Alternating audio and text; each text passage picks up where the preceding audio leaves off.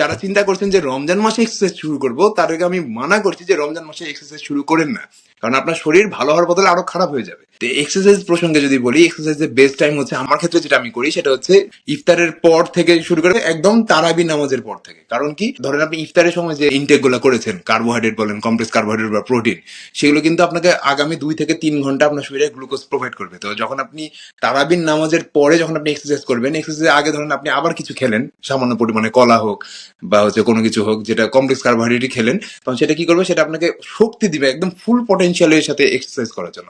অনেকে যেটা করে যে ইফতারের পর এক্সারসাইজ করে, তো ইফতারের পর পরে এক্সারসাইজ করলে আমাদের শরীর কিন্তু ছেড়ে দেয়।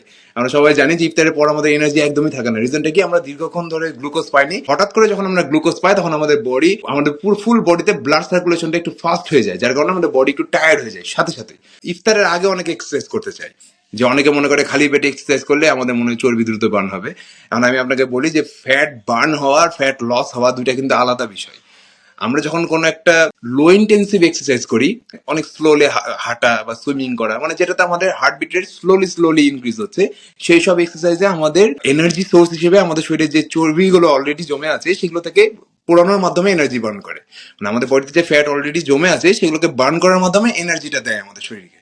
যখন আমরা লো ইন্টেন্সিভ এক্সারসাইজ করছি, যখন আমরা হাই ইন্টেন্সিভ এক্সারসাইজ করছি, অর্থাৎ খুব জোরে দৌড়াচ্ছি, অথবা হচ্ছে আপনার অনেক মানে হেভি লিফটিং করছি, হেভি স্কোয়াট করছি, হেভি ডেড লিফট করছি, তখন আমাদের শরীরের ভিতরে যে গ্লুকোজ গুলো আছে, গ্লুকোজের ফান্ড, যেগুলো আমরা কার্বোহাইড্রেট খেলে গ্লুকোজে রূপান্তর হয়, সেই সব ফান্ড গুলো থেকে গ্লুকোজ সুগার টানার মাধ্যমে এনার্জিটা নেয় এবং এনার্জি বার্ন করে। তো যখন আমরা হাই ইন্টেন্সিভ এক্সারসাইজ করছি তখন কিন্তু আমাদের ক্যালোরি বার্ন হচ্ছে আমাদের ওই গ্লুকোজের মাধ্যমে, গ্লুকোজ বার্ন করার মাধ্যমে, নট ফ্যাট। আর যখন আমরা স্লো ইন্টেন্সিভ এক্সারসাইজ করছি তখন আমাদের ক্যালোরি বার্ন হয় হচ্ছে আপনার সে ফ্যাট থেকে। তো অনেকে কি করে, ইফতারের আগে যে আপনার প্রচুর পরিমাণে পেটের ব্যায়াম করা শুরু করে, যে হ্যাঁ পেটের ব্যায়াম তো এক ধরনের রেজিস্ট্যান্স ওয়ার্কআউট। পেটের ব্যায়ামে কিন্তু আপনার বডি মানে একটু ইন্টেন্স চাপ পড়ছে, সেক্ষেত্রে আপনার বডি ফ্যাট বার্ন করবে না, সেক্ষেত্রে আপনার বডি গ্লুকোজ বার্ন করবে। এটা বুঝতে হবে, এই জিনিসটা অনেকে ভুল ধারণা। তো আমরা কি করবো, ইফতারের আগে যদি আমরা এক্সারসাইজ করি, লো ইন্টেন্সিভ এক্সারসাইজ করবো, নট হাই ইন্টেন্সিভ।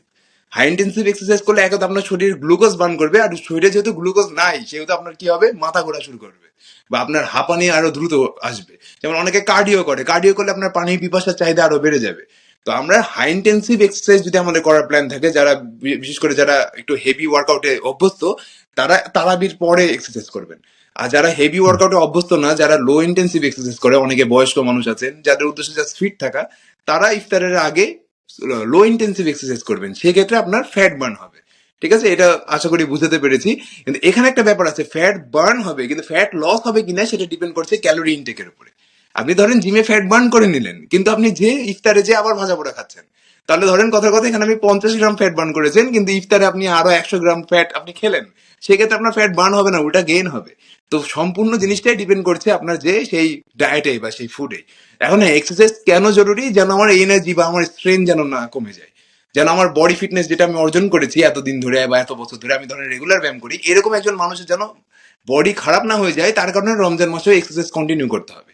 ইমপ্রুভমেন্টের জন্য না, যেন আমার যে অবস্থায় আছে বডি, সেই অবস্থায় যেন থাকে অ্যাটলিস্ট।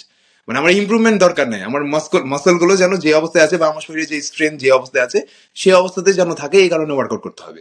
কিন্তু যে ব্যক্তি আগে কখনো ওয়ার্কআউট শুরু করেনি, সেই ব্যক্তির ক্ষেত্রে রমজান মাসে ওয়ার্কআউট শুরু করলে সে কিন্তু রেজাল্ট পাবে না, ওটা তার শরীর আরো খারাপ করবে। তো যে ব্যক্তি যারা চিন্তা করছেন যে রমজান মাসে এক্সারসাইজ শুরু করব, তাদেরকে আমি মানা করছি যে রমজান মাসে এক্সারসাইজ শুরু করেন না, কারণ আপনার শরীর ভালো হওয়ার বদলে আরো খারাপ হয়ে যাবে।